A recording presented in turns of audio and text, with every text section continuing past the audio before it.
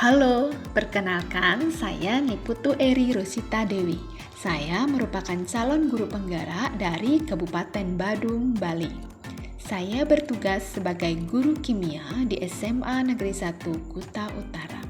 Nah, pada video ini saya akan memaparkan koneksi antar materi pada modul 2.1 tentang memenuhi kebutuhan belajar murid melalui pembelajaran berdiferensiasi. Dalam filosofi dan pemikiran Ki Hajar Dewantara tentang pendidikan dikatakan bahwa pendidikan itu hanya suatu tuntunan di dalam hidup tumbuhnya anak-anak kita. Artinya bahwa hidup tumbuhnya anak itu terletak di luar kecakapan atau kehendak kita sebagai kaum pendidik. Anak sudah memiliki kodratnya masing-masing dan kita sebagai pendidik hanya bisa menuntun tumbuh atau hidupnya kekuatan-kekuatan itu agar dapat memperbaiki lakunya, hidup dan tumbuhnya itu. Nah, hal ini sangat erat kaitannya dengan pembelajaran berdiferensiasi, di mana hal pokok dalam pembelajaran berdiferensiasi adalah pemenuhan kebutuhan belajar bagi setiap murid. Menurut Tomlinson, pembelajaran berdiferensiasi adalah usaha untuk menyesuaikan proses pembelajaran di kelas untuk memenuhi kebutuhan belajar individu setiap murid. Pembelajaran berdiferensiasi adalah serangkaian keputusan yang masuk akal atau common sense yang dibuat oleh guru yang berorientasi kepada kebutuhan murid. Proses mendiferensiasikan pembelajaran dilakukan untuk menjawab kebutuhan, gaya, atau minat belajar dari masing-masing siswa. Ciri-ciri atau karakteristik pembelajaran berdiferensiasi antara lain: 1. Guru menciptakan lingkungan belajar yang mengundang murid untuk belajar dan bekerja keras dalam mencapai tujuan belajar yang tinggi. 2. Kurikulum yang memiliki tujuan pembelajaran yang didefinisikan secara jelas. 3. Penilaian dilakukan secara berkelanjutan. 4. Guru merespon kebutuhan belajar muridnya sesuai dengan apa yang dibutuhkan oleh siswa. Dan 5. Manajemen kelas dilakukan secara efektif. Tomlinson dalam bukunya menyampaikan bahwa kita dapat mengkategorikan kebutuhan belajar murid paling tidak berdasarkan 3 aspek. Yang pertama adalah kesiapan belajar murid. Kemudian yang kedua, minat murid. Dan yang ketiga adalah profil belajar murid. Kesiapan belajar adalah kapasitas untuk mempelajari materi baru. Sebuah tugas yang mempertimbangkan tingkat kesiapan murid akan membawa murid keluar dari zona nyaman mereka. Namun dengan lingkungan belajar yang tepat dan dukungan yang memadai, mereka tetap dapat menguasai materi baru tersebut. Yang berikutnya adalah minat. Minat adalah salah satu motivator penting bagi murid untuk dapat terlibat aktif dalam proses pembelajaran. Tomlinson menjelaskan bahwa mempertimbangkan minat murid dalam merancang pembelajaran memiliki beberapa tujuan, antara lain. Yang pertama, membantu murid menyadari bahwa ada kecocokan antara sekolah dan keinginan mereka sendiri untuk belajar. Kedua, menunjukkan keterhubungan antara semua pembelajaran.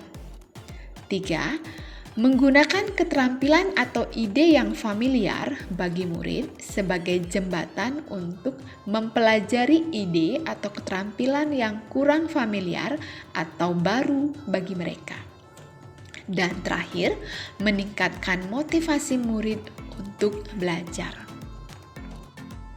Yang berikutnya adalah profil belajar murid. Profil belajar murid terkait dengan banyak faktor seperti bahasa, budaya, kesehatan, keadaan keluarga, dan kekhususan lainnya. Selain itu juga akan berhubungan dengan gaya belajar seseorang. Menurut Tomlinson, profil belajar murid ini merupakan pendekatan yang disukai murid untuk belajar yang dipengaruhi oleh gaya berpikir, kecerdasan, budaya, latar belakang, jenis kelamin, dan lain-lain. Tujuan dari pemetaan kebutuhan belajar murid berdasarkan profil belajar adalah untuk memberikan kesempatan kepada murid untuk belajar secara natural dan efisien. Baik, selanjutnya kita akan membahas tentang strategi dalam pembelajaran berdiferensiasi. Ada beberapa strategi yang bisa kita terapkan dalam pembelajaran berdiferensiasi. Beberapa strategi tersebut antara lain. Yang pertama adalah diferensiasi konten. Pada diferensiasi konten akan terkait dengan apa materi atau bahan ajar yang akan kita berikan kepada murid. Dalam hal ini, ada beberapa hal yang perlu kita pertimbangkan, yaitu kesiapan belajar, minat, dan profil belajar dari murid. Strategi yang kedua adalah diferensiasi proses. Pada diferensiasi proses, guru akan memikirkan bagaimana cara agar kebutuhan murid terpenuhi. Proses seperti apa yang kita perlukan, dan hal lain yang perlu dipertimbangkan terkait dengan proses atau kegiatan pembelajaran. Dan yang ketiga adalah diferensiasi produk. Pada strategi ini, guru harus memikirkan dengan baik tagihan atau produk apa yang akan diminta kepada murid dengan cara mempertimbangkan semua kebutuhan dari murid. Nah, hal lain yang juga perlu diperhatikan dalam sebuah penerapan pembelajaran berdiferensiasi adalah terciptanya suatu lingkungan belajar yang mendukung proses pembelajaran berdiferensiasi, atau dalam hal ini kita sebut sebagai komunitas belajar. Dalam sebuah komunitas belajar atau learning community ada beberapa ciri yang bisa kita lihat. Nah, beberapa cirinya antara lain. Yang pertama, setiap orang di dalam kelas akan menyambut dan merasa disambut dengan baik atau dihargai. Yang kedua, setiap orang dalam kelas akan merasa dihargai atau saling menghargai. Ketiga, murid merasa aman. Keempat, ada suatu harapan bagi pertumbuhan. Kelima, guru mengajar untuk mencapai kesuksesan. Keenam, adanya suatu keadilan dalam bentuk yang nyata. Dan yang ketujuh, guru bersama murid berkolaborasi untuk pertumbuhan dan kesuksesan bersama. Nah, itulah tadi paparan singkat mengenai pembelajaran berdiferensiasi. Semoga penjelasan tadi bisa memberikan manfaat bagi kita sebagai guru dan memotivasi untuk berupaya dalam menerapkan sebuah pembelajaran yang berdiferensiasi